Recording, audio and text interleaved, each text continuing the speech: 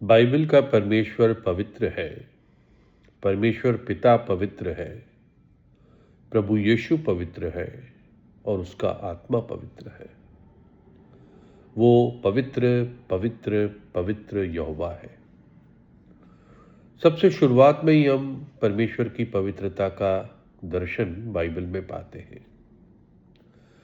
जब आदम ने पाप किया तो हम पढ़ते हैं उत्पत्ति 3 उसके 23 और 24 में, तब परमेश्वर ने आदम को और हवा को अदन की वाटिका से निकाल दिया और उसी भूमि की खेती करने भेज दिया जिस मिट्टी से वो बनाया गया था।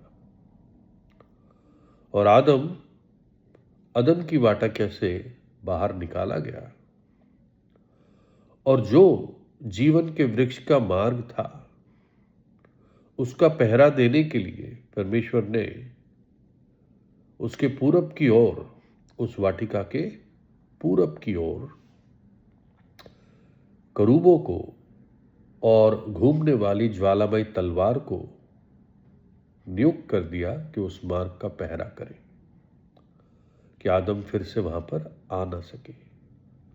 तो जिस आदम के साथ प्रभु रोज मिलता था, संगति करता था, दिन के ठंडे में उससे बातचीत करता था, अब उसको निकाल दिया।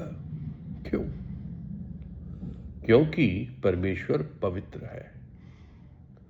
प्रभु ने आदम को कहा था, जिस दिन तू इस पेड़ का फल खा लेगा तो निश्चित मर जाएगा। क्यों?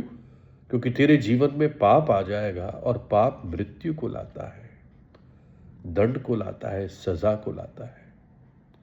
और परमेश्वर कभी भी पाप के साथ संगति नहीं कर सकता, समझौता नहीं कर सकता। और इसलिए परमेश्वर का पुत्र इस धरती पर आया और क्रूस पर अपना प्राण दिया।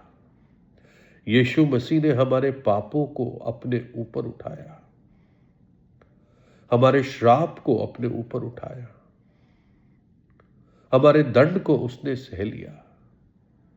परमेश्वर पिता की जो सारा क्रोध पाप के प्रति था वो अपने पुत्र पर उंडेला गया, क्योंकि वो क्रूस पर हमारे लिए पाप बन चुका और अपना पवित्र लहू बहा दिया।